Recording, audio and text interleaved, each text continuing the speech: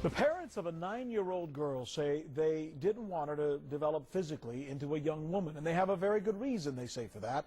Ashley's severely damaged brain, a condition that developed shortly after her birth. Now, her parents say she can't walk, talk, sit up, or roll over.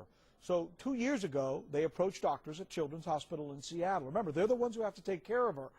And the parents told them, the doctors, that allowing her to develop breasts, have monthly cycles, and grow any taller than she is would only cause her serious discomfort and make it real difficult for her parents to be able to then take care of her.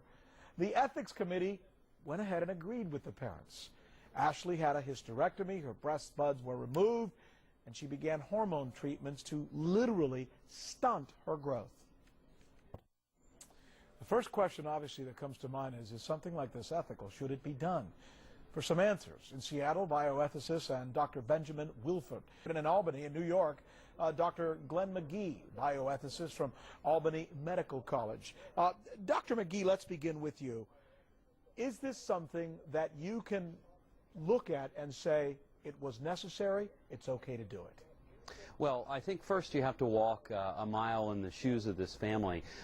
They've done a lot for us in writing a 9,000-word blog entry, so we know a lot about what they thought, and I think anyone would have to feel compassion for the choices that they've made. When the decision was made at 6 years of age that she should have a hysterectomy, that both her ovaries should be removed, that her breast buds should be removed, I think the family had started down dangerous slope, and it's a slope that does not bode well for lots of children with lots of conditions around the world. So you think this could set a precedent and it's something that should not be done?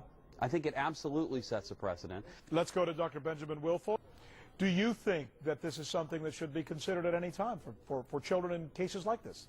In this particular case, maximizing her adult height did not offer her any particular benefit, and there might have been particular advantages for her to be otherwise shorter than she might have been.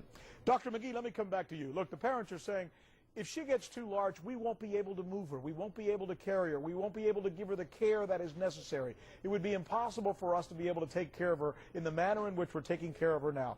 That's a big part of their reason. Can you understand that? I can understand it. I can sympathize with it. It's just that I look around me and I see lots of people about whom the same sort of thing could be said. Here we're talking about not so much whether or not it's in the interest of Ashley to grow up, as whether or not in the long run what's being done is actually in her interest or just in the interest of the parents. And if what we're trying to do here is make it easier to care for people with disabilities, how far are we willing to go? For Dr. Wilford, what about it? We're doing things here because it really would make it easier for the parents, and the parents seem to be loving parents that really want to take care of their child. But what about the child's needs? Even though she's not able to articulate them, should they somehow be taken into account?